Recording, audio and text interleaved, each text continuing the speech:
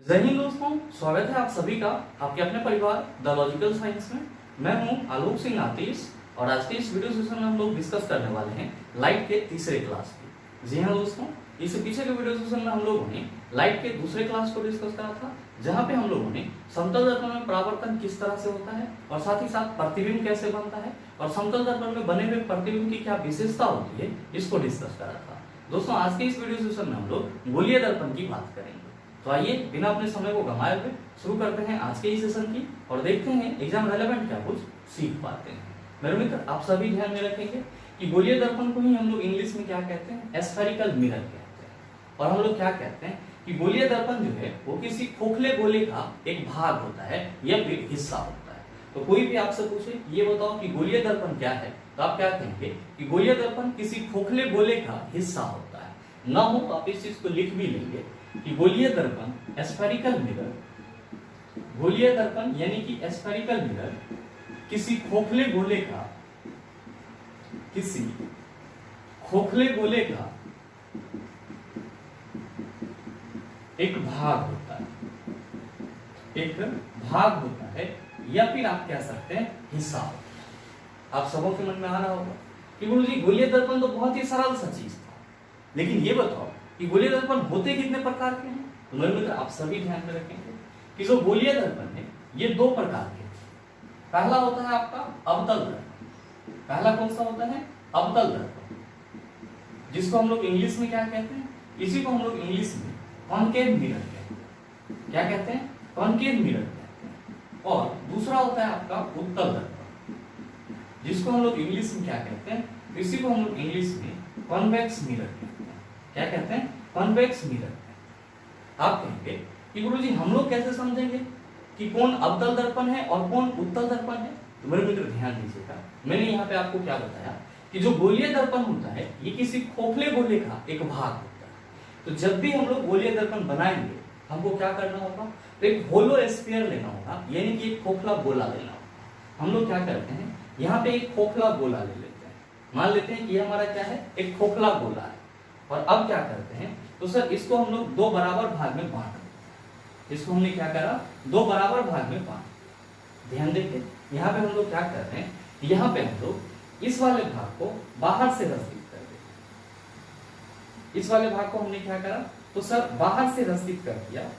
और आप क्या कहेंगे कि गुरुजी जब इसका ये पार्ट रसदित हो गया या फिर कलई हो गया, तो जाहिर सी बात है कि परावर्तन की प्रक्रिया इस वाले भाग से, परावर्तन की प्रक्रिया कहां से होगी, आप कहेंगे इस वाले भाग से होगी।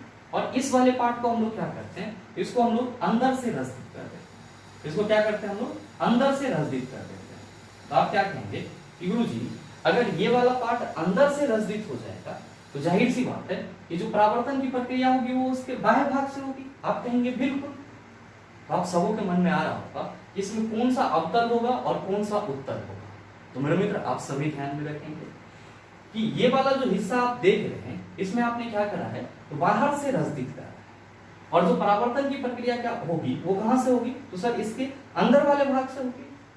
तो मेरे मित्र आप सभी ध्यान में रखेंगे कि वैसा गोलीय दर्पण जिसका बाहरी भाग रसदित हो और परावर्तन की प्रक्रिया अंदर वाले भाग से हो, उसको हम लोग क्या कहते हैं, अवतल दर्पण कहते हैं। क्या कहते हैं? अवतल दर्पण। इसका मतलब ये हुआ कि अगर आप अवतल दर्पण के लिए यहाँ पे एक पिक्चर ड्रॉ करना चाहें तो आप क्या कहेंगे कि गुरुजी इस तरह से हम लोग एक खोखले गोले का हिस्सा बना लेंगे और क्या करेंगे, इसके बाहर वाले भाग को इस तरह से रसदित कर देंगे या फिर पेंट कर देंगे या कलई कर देंगे। और जो परावर्तन की प्रक्रिया होगी वो कहां से होगी, इसके इंटरनल भाग से होगी, यानी कि अंदर वाले भाग से होगी। और ऐसे ही दर्पण को क्या बोला जाएगा, आप कहेंगे अवतल दर्पण बोला जाएगा। ये वाला आपका कौन सा दर्पण हो जाएगा, अवतल दर्पण। क्या होता है, तो आप कहेंगे इसका बाहरी भाग रसदित होता है जबकि परावर्तन की प्रक्रिया अंदर से होती है। ध्यान देंगे यहाँ पे आपने क्या करा है, गुरुजी यहाँ पे हमने अंदर से रसदित कर दिया है, जबकि परावर्तन की प्रक्रिया कहां से होगी, तो बाहर से होगी। आप सभी ध्यान में रखेंगे कि वैसा गोलीय दर्पण जिसका आंतरिक भाग रसदित किया हुआ हो, वैसा गोलीय दर्पण जिसका आंतरिक भाग रसदित किया हुआ हो और परावर्तन की प्रक्रिया बाहर से हो, उसको हम लोग क्या कहेंगे, उत्तल दर्पण। और अगर हम लोग यहाँ पे उत्तल दर्पण के लिए साइन बनाने की कोशिश करें तो आप क्या कहेंगे कि गुरुजी अगर ये हमारा कोई क्या है, गोला का हिस्सा है तो हम लोग क्या करेंगे, इसके अंदर वाले भाग को रसदित कर देंगे। अंदर वाले भाग को क्या करेंगे, रसदित कर देंगे। ये हमारा क्या हो जाएगा, आप कहेंगे उत्तल दर्पण हो जाएगा। जहाँ पे परावर्तन की प्रक्रिया कहाँ से होगी, तो आप कहेंगे कि गुरुजी यहाँ पे जो परावर्तन की प्रक्रिया होगी वो इस वाले पार्ट से होगी, यानी कि बाहर वाले भाग से होगी। आप सभी क्या कह सकते हैं कि वैसा गोलीय दर्पण जिसका आंतरिक सतह रसदित हो, आंतरिक सतह क्या हो, रसदित हो, जबकि परावर्तन की प्रक्रिया बाह्य भाग से हो, क्या कहलाएगी, उत्तल दर्पण कहलाएगी। क्या कहलाएगी, उत्तल दर्पण कहलाएगी। तो बस आपको अवतल और उत्तल में इतना ही डिफरेंसेस याद रखना है कि अवतल दर्पण का बाहर वाला भाग क्या होगा, आप कहेंगे रसदित होगा, जबकि उत्तल दर्पण का अंदर वाला भाग रसदित होगा। अवतल दर्पण में परावर्तन की प्रक्रिया अंदर वाले भाग से होगी, यानी कि जो इंटरनल पार्ट है वहां से होगी, और उत्तल दर्पण में जो परावर्तन की प्रक्रिया होगी वो कहां से होगी, तो गुरुजी दर्पण के बाह्य भाग से होगी, यानी कि बाहरी भाग से। और मेरे मित्र साथ ही आप सभी ध्यान में रखेंगे, क्या ध्यान में रखेंगे, न हो तो आप स्टार मार्क देकर के कहीं पे लिख लीजिए, इसको हम मिटा रहे हैं सर क्योंकि आप सभी समझ गए। यहाँ पे नोट करके लिखिए, क्या लिखेंगे कि अवतल दर्पण को अभिसारी दर्पण कहा जाता है। अवतल दर्पण को अभिसारी दर्पण कहा जाता है, अभिसारी दर्पण कहा जाता है। ध्यान में रखेंगे, अभिसारी को हम लोग इंग्लिश में क्या कहते हैं, इसी को हम लोग इंग्लिश में कन्वर्जिंग मिरर कहते हैं।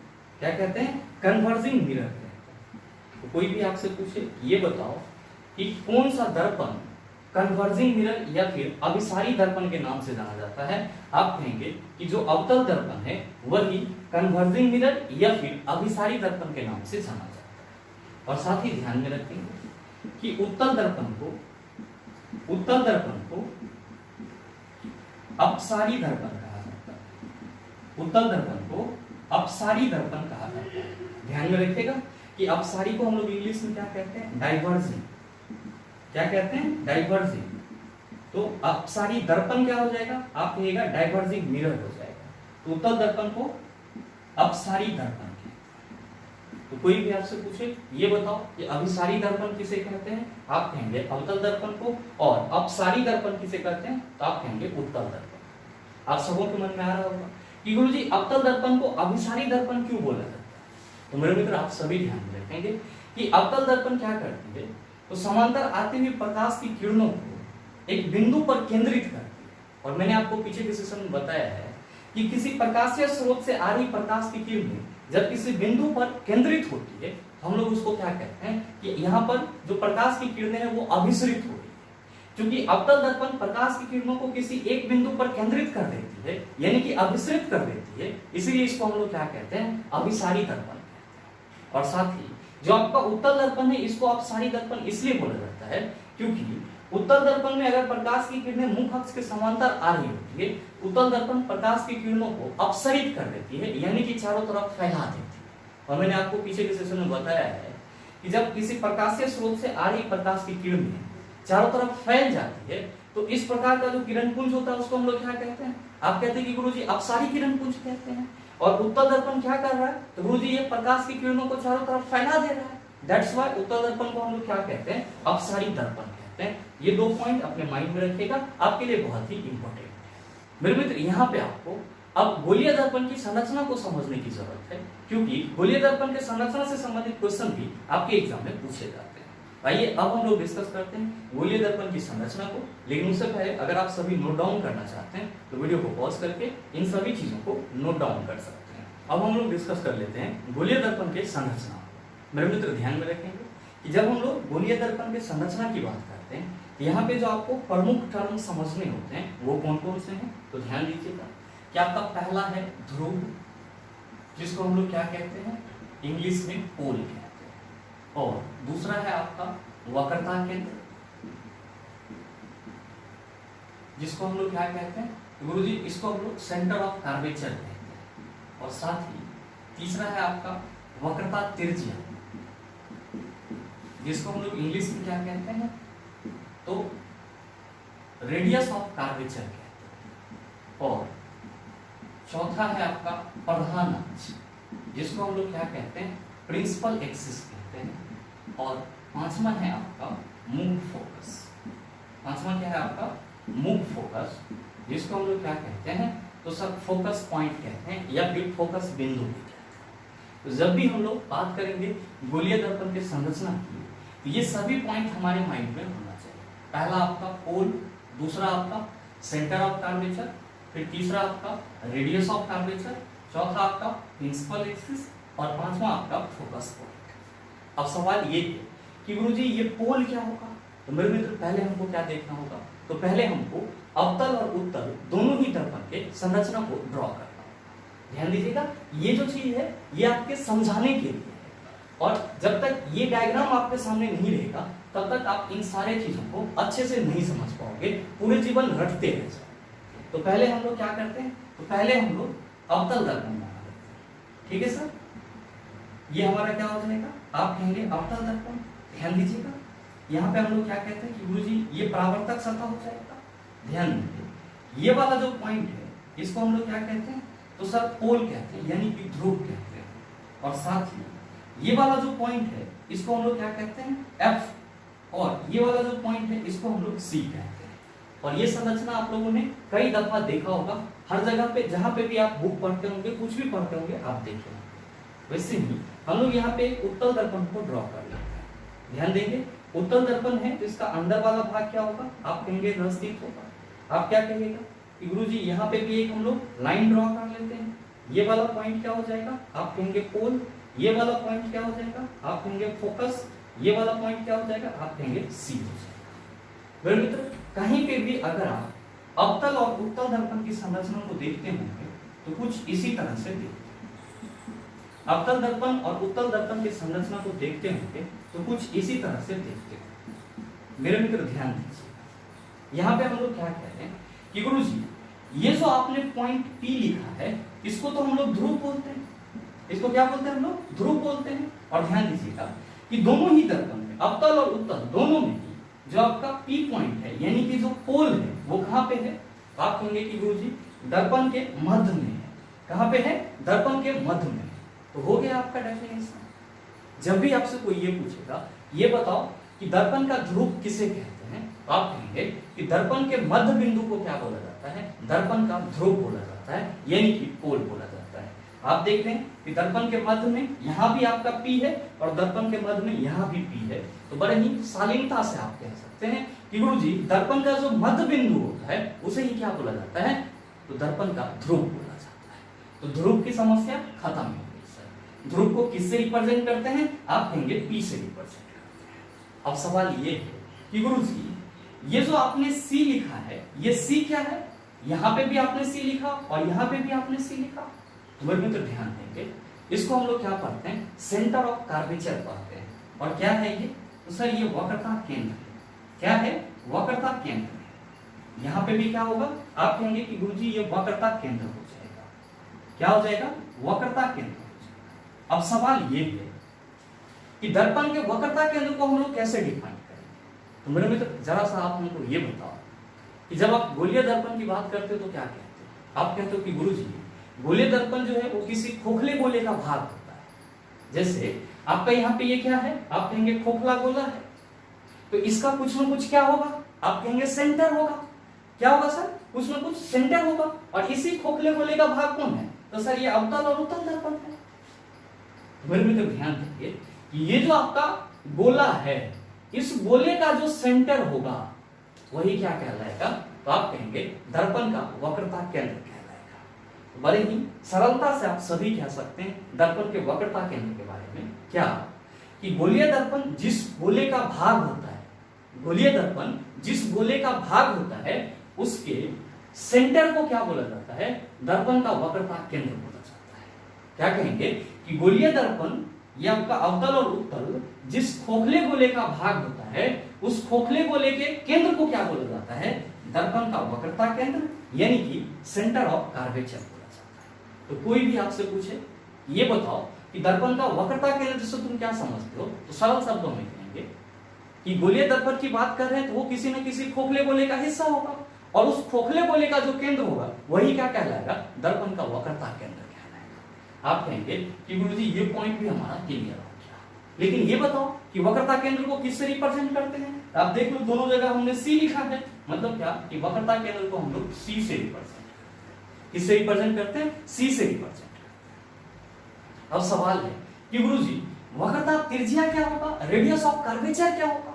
तो हम लोग फिर से क्या रिपीट करेंगे कि गोलीय दर्पण जिस खोखले गोले का भाग होता है उस खोखले गोले की त्रिज्या दर्पण की क्या कहलाती है? वक्रता त्रिज्या कहलाती है।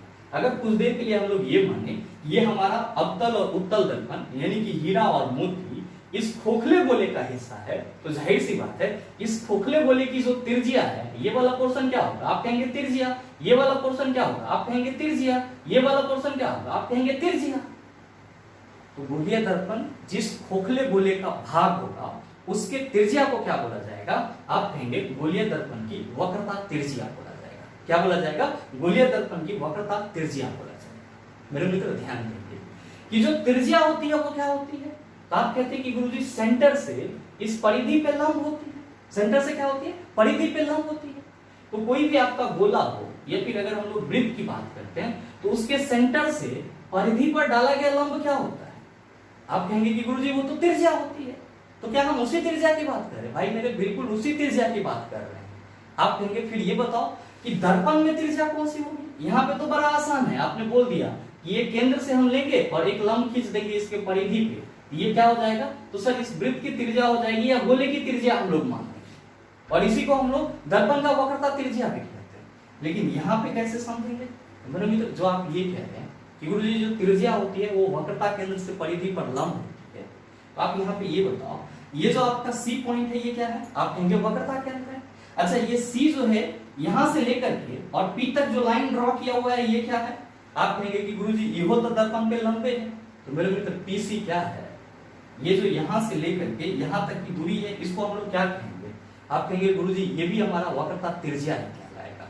और ध्यान में रखेंगे कि वक्रता त्रिज्या को हम लोग किससे रिप्रेजेंट करते हैं? आर से रिप्रेजेंट करते हैं। तो कोई भी पूछेगा कि गोलीय दर्पण की वक्रता त्रिज्या से आप क्या समझते हो? तो आप कहेंगे कि जो गोलीय दर्पण होती है वो किसी न किसी खोखले गोले का हिस्सा होता है।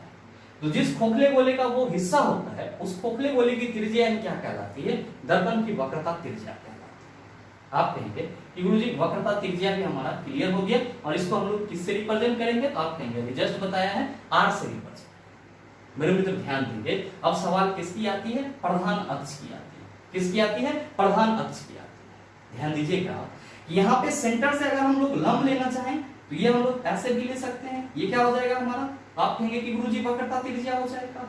और अगर हम लोग यहां से यहां तक लें तो आप कहेंगे कि गुरुजी ये भी वक्रता त्रिज्या का ही काम करेगा। लेकिन ध्यान रखेंगे कि दर्पण के ध्रुव से लेकर के वक्रता केंद्र तक की जो पूरी दूरी होती है, दर्पण के ध्रुव से लेकर के वक्रता केंद्र तक की जो पूरी दूरी होती है इसको हम लोग क्या कहते हैं? इसको हम लोग प्रधान अक्ष यानी कि प्रिंसिपल एक्सिस कहते हैं।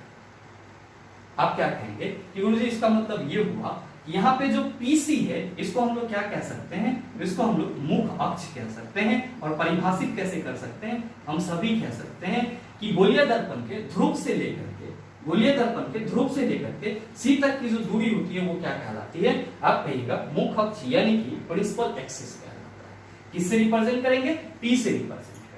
आप कहेंगे गुरुजी फिर यहाँ भी इसके ध्रुव से लेकर के जो वक्रता केंद्र तक की दूरी होगी वो मुख अक्ष कहलाएगी। बिल्कुल कहलाएगी। आप कहेंगे कि गुरुजी प्रधान अक्ष भी हमारा क्लियर हो गया। लेकिन ये बताओ कि ये मुख फोकस का क्या माजरा है? तो मेरे मित्र आप सभी ध्यान में रखेंगे क्या कि गोलीय दर्पण में अगर कोई प्रकाश की किरणें गोलीय दर्पण में अगर कोई प्रकाश की किरणें मुख अक्ष के समांतर आती है, पीसी आपका मुख अक्ष है और इसके समांतर ये प्रकाश की किरणें जा रही है, तो गोलीय दर्पण में मुख अक्ष के समांतर अगर कोई प्रकाश की किरणें आती है तो परावर्तन के बाद वो मुख अक्ष के जिस बिंदु से होकर के गुजरती है उसी को हम लोग क्या कहते हैं? तो सर फोकस कहते हैं या फिर मुख फोकस कहते हैं। तो कोई भी आपसे पूछे ये बताओ कि गोलीय दर्पण के फोकस से तुम क्या समझते हो? आप कहेंगे कि गोलीय दर्पण में मुख अक्ष के समांतर आती हुई प्रकाश की किरणें दर्पण से परावर्तन के बाद मुख अक्ष के जिस बिंदु से होकर के गुजर जाती है उसी को क्या बोला जाता है? आप कहेंगे मुख फोकस बोला जाता है, जिसको किससे रिप्रेजेंट किया जाता है? एफ से रिप्रेजेंट किया जाता है। किससे रिप्रेजेंट किया जाता है? एफ से रिप्रेजेंट किया जाता है। आप कहेंगे कि गुरुजी यहाँ पे तो आसान था, यहाँ पे कैसे होगा? तो भाई मेरे ये क्या हो जाएगा? आप कहेंगे मुख अक्ष। परावर्तन की प्रक्रिया किसके बाह्य सतह से होगी। यहाँ पे जैसे ही मुख अक्ष के समांतर किरणें जाएगी वो आपका कुछ इस डायरेक्शन में चला जाएगा और आप क्या कहिएगा कि गुरुजी ये जो किरण है ये हमको लग रहा है कि मुख फोकस से आता हुआ प्रतीत हो रहा है। तो हम लोग उत्तल दर्पण के बारे में कह सकते हैं, इसके मुख फोकस के बारे में, कि उत्तल दर्पण का मुख फोकस वह बिंदु होता है जहां पे उत्तल दर्पण के मुख अक्ष के समांतर आती हुई प्रकाश की किरणें, उत्तल दर्पण के मुख अक्ष के समांतर आती हुई प्रकाश की किरणें क्या होता है, परावर्तन के बाद फोकस से आती हुई प्रतीत होती है। यहाँ पे क्या होता है, फोकस से होकर के गुजर जाती है। आप कहेंगे कि गुरुजी ये चीज तो हमारा क्लियर हो गया, लेकिन मेरे मित्र यहाँ पे आप सबको एक और छोटा सा चीज ध्यान में रखिए। जैसे अभी जस्ट आप सबों ने डिस्कस करा है कि अगर ये हमारा कोई दर्पण है, ये हमारा कोई दर्पण है, तो आप कहेंगे ये मुख अक्ष हो जाएगा और ये क्या होगा, तो गुरुजी P हो जाएगा, ये वाला पॉइंट फोकस, और ये वाला क्या होगा, वक्रता केंद्र। आप सबको ध्यान में रखना है। एक्चुअली ये जो PC है ये त्रिज्या का भी काम करता है। किसका काम करता है, त्रिज्या का भी काम करता है। और साथ ही ये जो आपका P से लेकर के F तक की दूरी है, आप क्या कहेंगे इसको, आप कहेंगे गुरुजी ये तो फोकस दूरी है। तो मेरे मित्र P से लेकर के F तक की दूरी को हम लोग किससे रिप्रेजेंट करते हैं, तो सर छोटा वाला F से रिप्रेजेंट करते हैं। और ये जो छोटा वाला F है इसी को हम लोग क्या कहते हैं, फोकस दूरी कहते हैं। क्या कहते हैं, फोकस दूरी, यानी कि फोकल लेंथ कहते हैं। ध्यान में रखेंगे कि फोकस पॉइंट अलग चीज है और फोकस दूरी अलग चीज है। फोकस पॉइंट क्या है, तो आप कहेंगे मुख अक्ष के समांतर आती हुई प्रकाश की किरणें परावर्तन के बाद मुख अक्ष के जिस बिंदु से होकर के गुजर जाएगी वो हमारा फोकस बिंदु कहलाएगा। लेकिन अगर हम फोकस दूरी की बात करेंगे तो ध्रुव से लेकर के F तक की दूरी क्या कहलाएगी, आप कहेंगे फोकस दूरी कहलाएगी। ध्रुव से लेकर के F तक की दूरी क्या कहलाएगी, आप कहेंगे फोकस दूरी कहलाएगी। मेरे मित्र ध्यान दीजिएगा, आप सभी क्या कहते हैं कि गुरुजी दर्पण का जो वक्रता त्रिज्या होता है उसको हम लोग R से रिप्रेजेंट करते हैं, और जो दर्पण का फोकल दूरी है उसको हम लोगों ने छोटा वाला F से रिप्रेजेंट करा है। आप सभी यहाँ पे ध्यान में रखेंगे कि गोलीय दर्पण में जो F होती है वो किसके बराबर होती है, R/2 के बराबर होती है। यानी कि गोलीय दर्पण में जो फोकस दूरी होती है वो वक्रता त्रिज्या की आधी होती है। गोलीय दर्पण में जो फोकस दूरी होती है वो किसके आधी होती है, वक्रता त्रिज्या के आधी।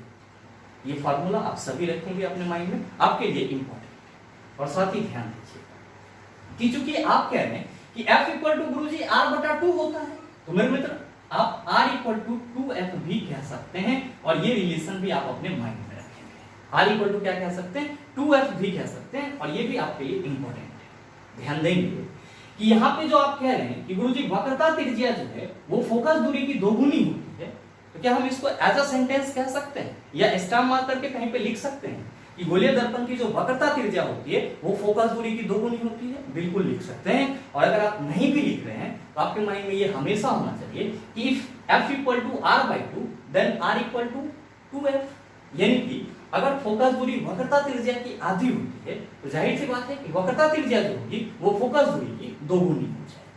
आप कहेंगे कि गुरुजी इसको तो हमने समझ लिया कि गोलीय दर्पण की संरचना में क्या इंपॉर्टेंट है और वो क्या होता है, कैसे होता है, लेकिन ये बताओ कि दर्पण कोई भी होगा उससे तो प्रतिबिंब ही बनेगा।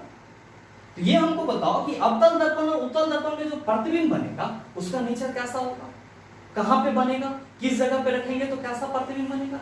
आइए अब हम लोग डिस्कस कर लेते हैं गोलीय दर्पण में प्रतिबिंब किस तरह से बनता है। लेकिन उससे पहले अगर आप सभी नोट डाउन करना चाहते हैं तो वीडियो को पॉज करके इन सभी चीजों को नोट डाउन कर सकते हैं। अब हम लोग डिस्कस करते हैं अवतल दर्पण के द्वारा बनाए गए प्रतिबिंब के प्रकृति के बारे में, और साथ ही साथ अवतल दर्पण में किस जगह पर वस्तु को रखते हैं तो प्रतिबिंब कहाँ पे बनता है।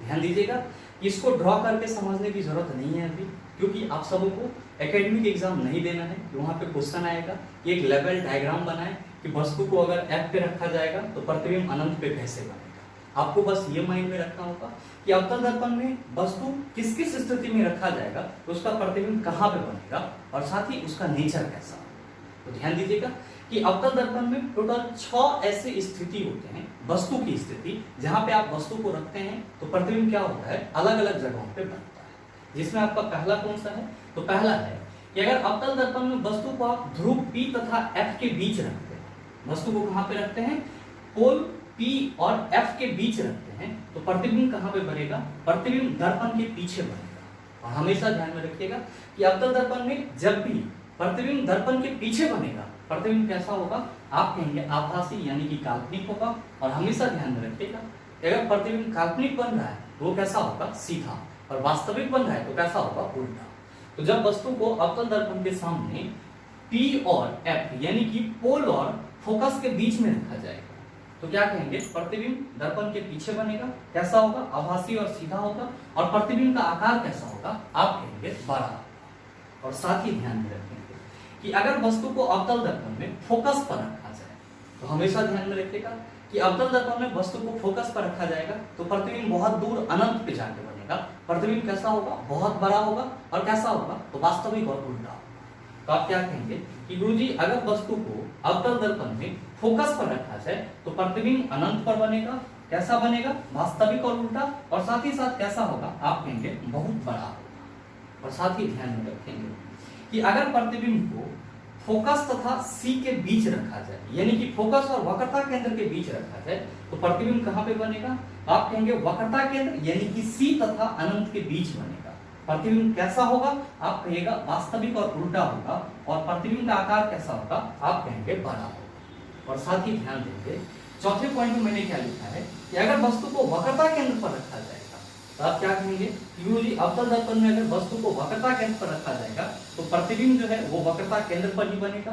प्रतिबिंब कैसा होगा, आप कहेंगे कि गुरुजी प्रतिबिंब जो है वो वास्तविक और उल्टा होगा। और प्रतिबिंब का आकार क्या होगा, वो बराबर होगा। ध्यान दीजिएगा आप क्या देख रहे हैं कि अगर वस्तु को अवतल दर्पण के ध्रुव तथा फोकस के बीच रखते हैं तो प्रतिबिंब आपका कहां पे बन रहा है, दर्पण के पीछे बन रहा है। और साथ ही अगर आप वस्तु को क्या कर रहे हैं तो अवतल दर्पण के वक्रता केंद्र पर रख रहे हैं तो प्रतिबिंब कहां पे बन रहा है, वक्रता केंद्र पर ही बन जा रहा है। और प्रतिबिंब कैसा होगा, आप कहेंगे वास्तविक और उल्टा। और आकार कैसा होगा, आप कहेंगे बराबर होगा। ये दोनों स्पेशल पॉइंट है, ये आपके लिए जरूरी है। और आपके एग्जाम में प्रतिबिंब के इस स्थिति से ये वाले पॉइंट और इस वाले पॉइंट से क्वेश्चन पूछे गए हैं, तो आप इसका खास ख्याल रखिएगा। नेक्स्ट, अगर हम लोग वस्तु को क्या करते हैं कि वक्रता केंद्र तथा अनंत के बीच रखते हैं तो प्रतिबिंब हमारा कहां पे बनता है, तो प्रतिबिंब हमारा वक्रता केंद्र तथा फोकस के बीच बनता है। प्रतिबिंब कैसा होता है, आप कहेंगे वास्तविक और उल्टा होता है। और साथ ही प्रतिबिंब कैसा होता है, तो गुरुजी इसका जो आकार होता है वो छोटा होता है। मेरे मित्र आप सबों के मन में आ रहा होगा कि गुरुजी इसको याद कैसे करेंगे, याद करना ही पहाड़ है। भाई मेरे, इसको आप सरसरी निगाह से देखेंगे आपको अपने आप आपके माइंड में ये चीज सेट हो जाएगा। आप कहिएगा कैसे सेट हो जाएगा, तो ध्यान दीजिएगा। एक चीज आप यहाँ पे गौर किए होंगे कि मैंने यहाँ पे लिखा कि अगर वस्तु को फोकस पर रखा जाएगा तो प्रतिबिंब कहां पे बनेगा, अनंत पर बनेगा। कहां पे बनेगा, अनंत पर बनेगा। तो मेरे मित्र इसका उल्टा भी सही है, क्या कि अगर वस्तु को अनंत पर रखा जाएगा, अगर वस्तु को अनंत पर रखा जाएगा तो प्रतिबिंब कहां पे बनेगा, आप कहेंगे फोकस पर बनेगा। और मैंने इस पॉइंट को नहीं लिखा है, छठा पॉइंट में आपका वही होगा कि अगर वस्तु को अनंत पर रखा जाए तो प्रतिबिंब कहां पे बनेगा, तो आप कहेंगे फोकस पर बनेगा। तो दो चीज तो आपका क्लियर हो गया कि फोकस पर रखेंगे तो प्रतिबिंब अनंत पर बनेगा, और वस्तु को अगर हम लोग अनंत पर रखेंगे तो प्रतिबिंब कहां पे बनेगा, फोकस पर बनेगा। एक आपको सिर्फ ये वाला याद रखना होगा कि अगर वस्तु को दर्पण के ध्रुव और फोकस के बीच रखा जाए तो प्रतिबिंब दर्पण के पीछे बनेगा, जो कि कैसा होगा, काल्पनिक और सीधा होगा।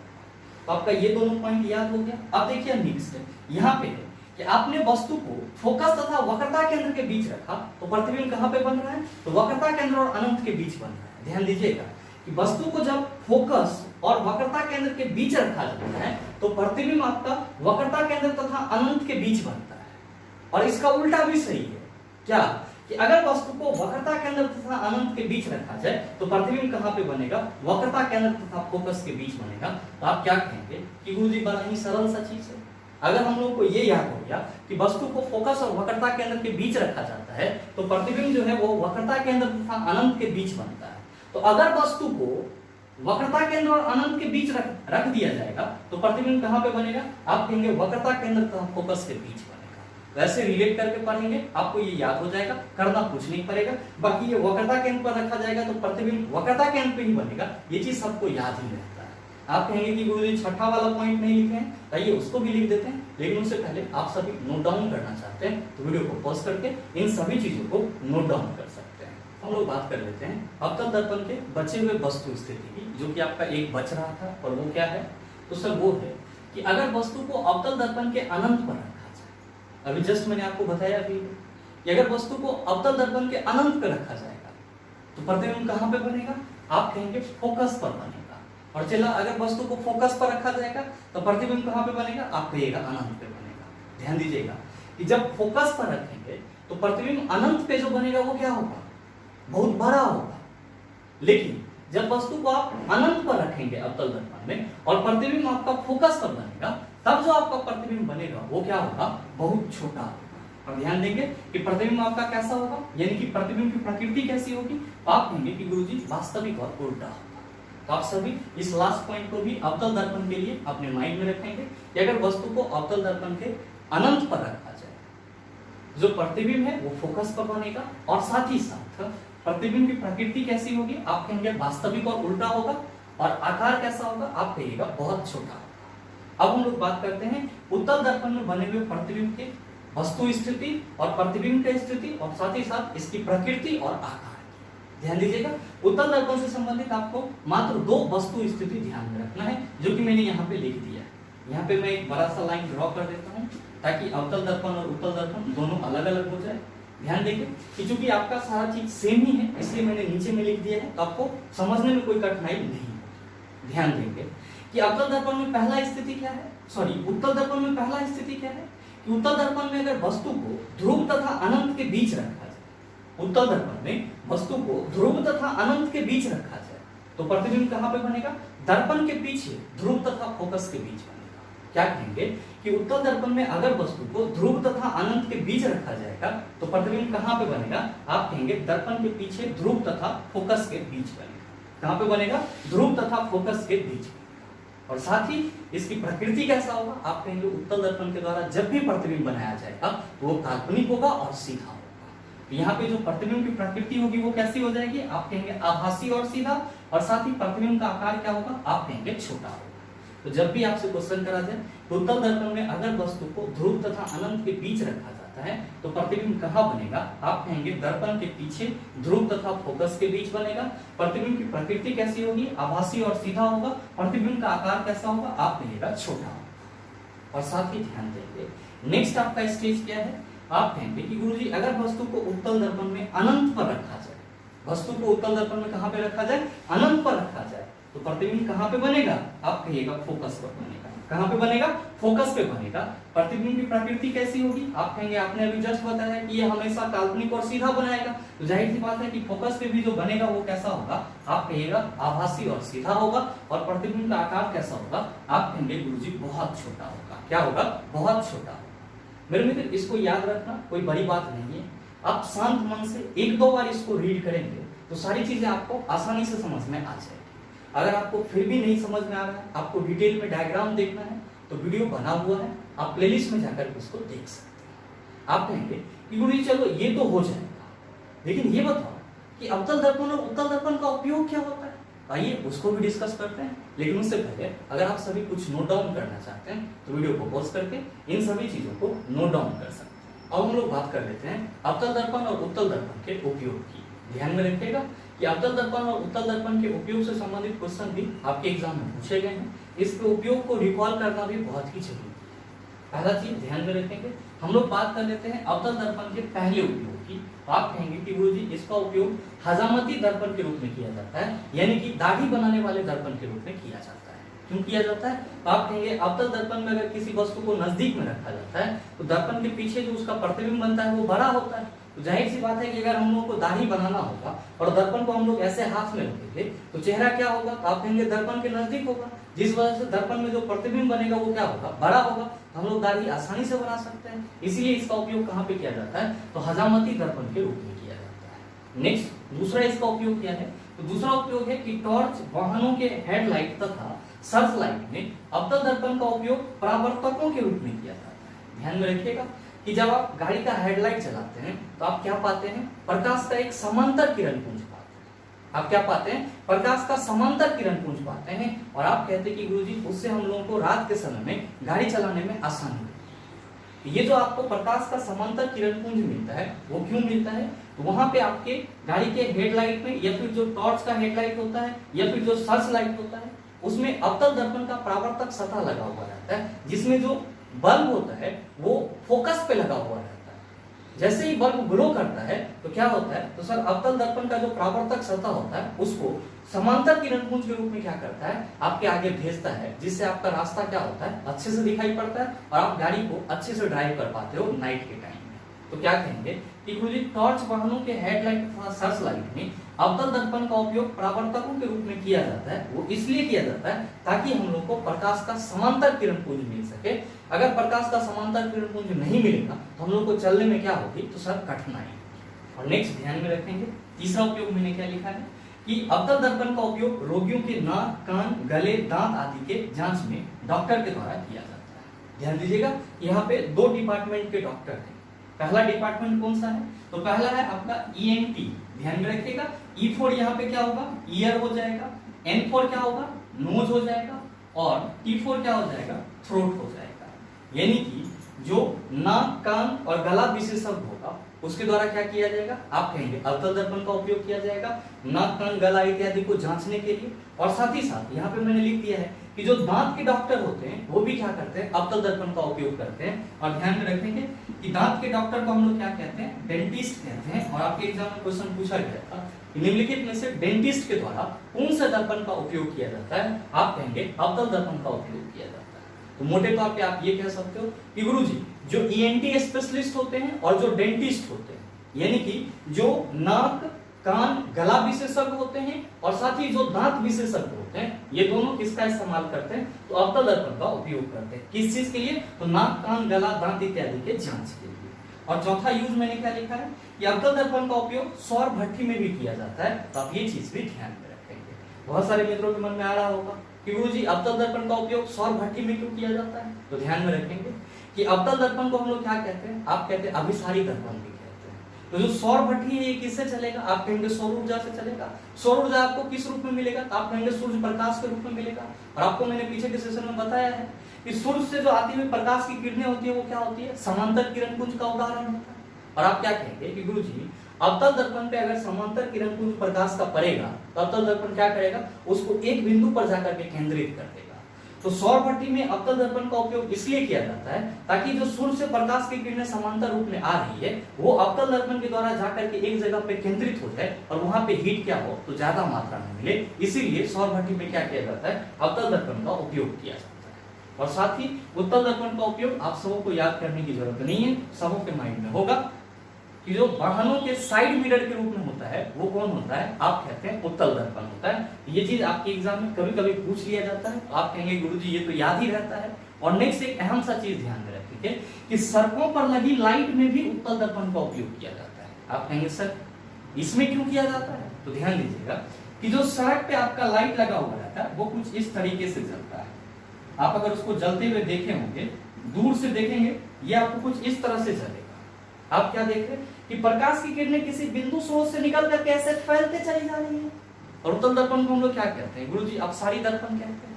तो जाहिर सी बात है कि जो सड़कों पे लाइट लगी हुई रहती है वहां पे नीचे की ओर प्रकाश की किरणें क्या होती है, तो गुरुजी फोकस करती है यानी कि फैलती है।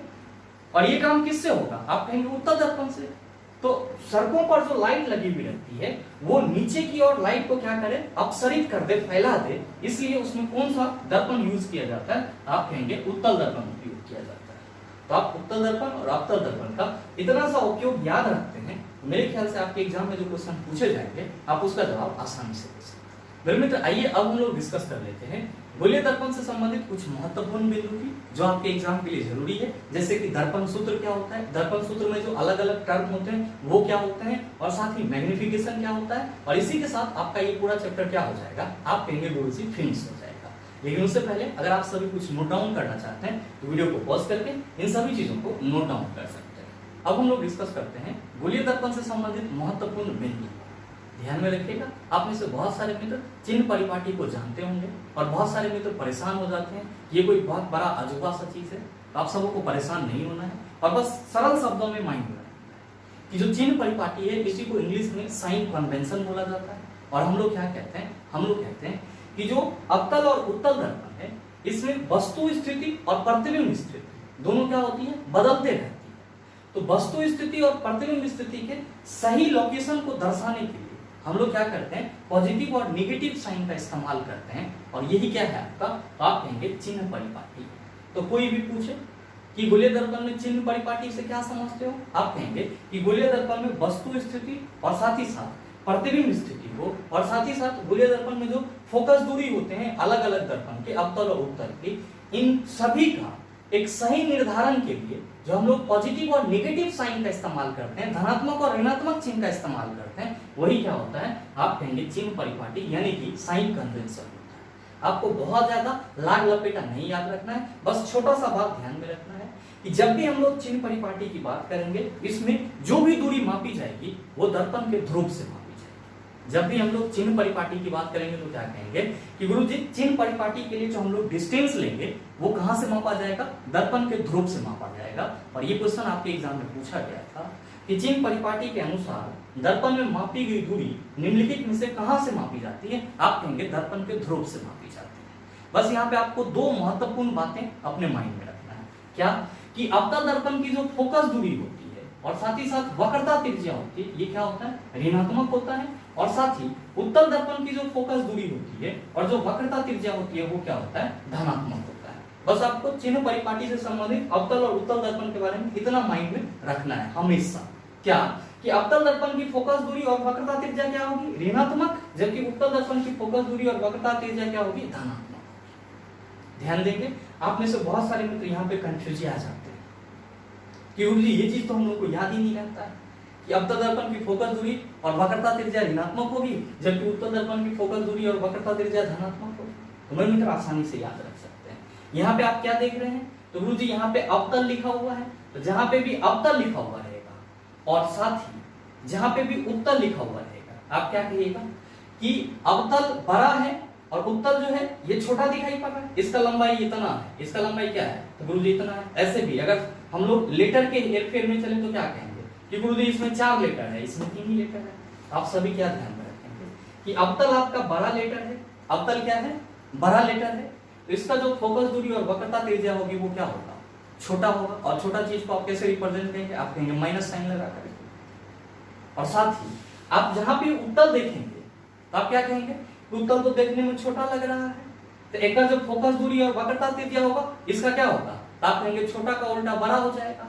आप कहिएगा कि गुरुजी इसका जो फोकस दूरी और वक्रता त्रिज्या होगा वो धनात्मक हो जाएगा, क्योंकि बड़ा चीज को हम लोग पॉजिटिव सेंस में लेंगे और छोटा चीज को हम लोग नेगेटिव सेंस में लेंगे। तो आप क्या कहेंगे कि गुरुजी जहां पे अवतल होगा हम लोग समझ जाएंगे कि ये क्या है, लंबा शब्द है, तो इसके उल्टा क्या होगा, आप कहेंगे छोटा, छोटा होगा तो माइनस साइन से रिप्रेजेंट करेंगे, इसकी फोकस दूरी और वक्रता त्रिज्या ऋणात्मक होगी। उत्तल छोटा शब्द है, छोटा का उल्टा क्या होगा, आप कहेंगे बड़ा, बड़ा होगा तो क्या कहेंगे गुरुजी पॉजिटिव सेंस में जाएंगे, फोकस दूरी और वक्रता त्रिज्या क्या हो जाएगी, धनात्मक हो जाएगी। तो आप इस तरह से रिलेट भी कर सकते हैं, और अगर आपको ऐसे याद रह जाता है और अच्छी बात है। और साथ ही ध्यान देंगे कि आपके एग्जाम में कभी-कभी दर्पण सूत्र का फॉर्मूला डिटो पूछ लिया जाता है, तो आप क्या कहेंगे कि गुरुजी जो दर्पण सूत्र होता है वो होता है 1/f = 1/v + 1/u। बहुत सारे मित्र परेशान हो रहे होंगे कि गुरुजी ये f तो हम समझ रहे हैं कि फोकस दूरी होगा, v क्या होगा, तो चला जी ध्यान में रख लेंगे कि v जो है वो आपका प्रतिबिंब दूरी हो जाएगा, और साथ ही u क्या हो जाएगा, आप कहेंगे कि गुरुजी u जो है वो वस्तु दूरी हो जाएगा। क्या हो जाएगा, वस्तु दूरी। तो आप क्या कह सकते हैं कि 1/, फोकस दूरी इक्वल टू क्या हो जाएगा, 1/, प्रतिबिंब दूरी प्लस 1/, वस्तु दूरी। तो ये क्या है आपका दर्पण सूत्र, आपके लिए इंपॉर्टेंट है।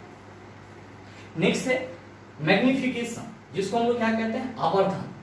और ध्यान देंगे कि आवर्धन का सीधे सीधे डेफिनेशन आपके एग्जाम में कभी कभी पूछ लिया जाता है। तो आप क्या कहिएगा कि प्रतिबिंब की ऊंचाई और वस्तु की ऊंचाई के अनुपात को हम लोग क्या कहते हैं, आवर्धन कहते हैं। यही क्या होता है, परिभाषा होता है, और साथ ही साथ फॉर्मूला भी होता है। मेरे मित्र मैंने आपको पीछे के सेशन में बताया कि समतल दर्पण में जो हम लोग आवर्धन की बात करते हैं वो कितना होता है, 1, क्योंकि समतल दर्पण में वस्तु का आकार प्रतिबिंब का आकार क्या होता है, बराबर होता है। तो अगर हम लोग प्रतिबिंब की ऊंचाई और वस्तु की ऊंचाई का अनुपात करेंगे तो क्या कहेंगे कि गुरुजी जब दोनों बराबर होता है तो कट के 1 हो जाएगा। तो हमेशा ध्यान में रखिएगा कि समतल दर्पण के लिए जो आवर्धन होगा वो क्या होगा, आप कहेंगे हमेशा 1 होगा, और वहां पे फॉर्मूला क्या लगाएंगे, तो प्रतिबिंब की ऊंचाई बटा वस्तु की ऊंचाई। मेरे मित्र ध्यान में रखेंगे, यहाँ पे जो आपने आवर्धन लिखा है ये क्या होगा, वस्तु का आवर्धन होगा। तो मेरे मित्र आवर्धन को हम लोग यूं तो m से रिप्रेजेंट करते हैं सरल तौर पे, लेकिन स्टैंडर्ड तौर पे क्या कहते हैं, तो गुरुजी MO कह देते हैं। आवर्धन को क्या कहते हैं, MO। MO का मतलब क्या हुआ, मैग्निफिकेशन ऑफ ऑब्जेक्ट। और आप क्या कहेंगे कि गुरुजी यहाँ पे प्रतिबिंब की ऊंचाई है, तो प्रतिबिंब की ऊंचाई को हम लोग HI से रिप्रेजेंट कर देते हैं, और बटा क्या है वस्तु की ऊंचाई, इसको हम लोग HO पढ़ लेते हैं। क्या हो गया, MO इक्वल टू HI बटा HO, और ये सेम फॉर्मूला आपके ग्रुप डी एग्जाम में पूछा गया था, तो आप सभी ध्यान में रखेंगे। ये जो आपका MO है वो किसके बराबर है, तो HI प्रतिबिंब की ऊंचाई और HO वस्तु की ऊंचाई के अनुपात के बराबर है। तो आप इस चीज को भी अपने माइंड में रखिएगा, आपके लिए जरूरी। और साथ ही ध्यान में रखेंगे कि अगर आपके क्वेश्चन में प्रतिबिंब दूरी और वस्तु दूरी दिया हुआ है और फिर आवर्धन की बात की जाए, तब आप फॉर्मूला क्या लगाएंगे, m equal to minus v बटा u। क्या फॉर्मूला लगाएंगे, m equal to minus v बटा u, जहां पे v क्या है प्रतिबिंब दूरी, u क्या है वस्तु दूरी। और ध्यान दीजिएगा ये जो माइनस साइन है ये क्या बता रहा है, ये माइनस साइन बता रहा है कि जो हमारा प्रतिबिंब है वो क्या है वास्तविक है, और वास्तविक होगा तो आप क्या कहेंगे कि गुरुजी उल्टा होगा। और मेरे मित्र आप सभी ध्यान में रखेंगे, ये क्वेश्चन आपके एग्जाम में पूछा गया था कि आवर्धन का धनात्मक साइन प्रतिबिंब की किस प्रकृति को बताता है। आप कहेंगे कि गुरुजी अगर m हमारा धनात्मक होगा तो जाहिर सी बात है कि प्रतिबिंब हमारा कौन सा होगा, काल्पनिक होगा। तो आप इस चीज को भी कहीं पे चाहे तो मेंशन कर सकते हैं। मैं यहाँ पे स्टार मार्क दे करके लिख दे रहा हूं कि m का पॉजिटिव वैल्यू, m का पॉजिटिव मान किसको बताएगा, आप कहेंगे काल्पनिक प्रतिबिंब को बताएगा, यानी कि काल्पनिक इमेज को बताएगा। हमेशा ध्यान में रखेंगे यहाँ पे m क्या है, तो आप कहेंगे मैग्निफिकेशन है, तो आवर्धन का धनात्मक मान किसको बताएगा, तो सर काल्पनिक इमेज के बारे में बताएगा, यानी कि आभासी प्रतिबिंब के बारे में बताएगा। और आवर्धन का जो ऋणात्मक मान होगा वो किसके बारे में बताएगा, आप कहेंगे कि गुरुजी वास्तविक प्रतिबिंब के बारे में बताएगा। मेरे मित्र इसी टॉपिक के साथ आपका जो गोलीय दर्पण से परावर्तन होता है वो पूरी तरह से कंप्लीट होता है, और आपका जो एक लंबा सा चैप्टर है रिफ्लेक्शन ऑफ लाइट, मेरे समझ से इसका पूरा रिवीजन हो गया होगा। और मेरे ख्याल से अब अगर आपको प्रकाश के परावर्तन से संबंधित किसी भी प्रकार का क्वेश्चन दे दिया जाए तो आप उसका जवाब आसानी से दे सकते हैं। साथ ही उम्मीद करते हैं ये वीडियो आपको अच्छा लगा होगा। अगर आपको वीडियो अच्छा लगा तो वीडियो को लाइक कीजिएगा, ज्यादा से ज्यादा शेयर कीजिएगा, और हाँ अगर आप चैनल पे नए हैं तो सब्सक्राइब करके बेल आइकन दबा लीजिएगा, ताकि इस तरह के एग्जाम रिलेवेंट वीडियो का नोटिफिकेशन सबसे पहले आपके पास पहुंचे और आप उसको सबसे पहले देख पाओ। मिलते हैं फिर अगले सेशन में, तब तक के लिए best of luck, thank you, have a nice day.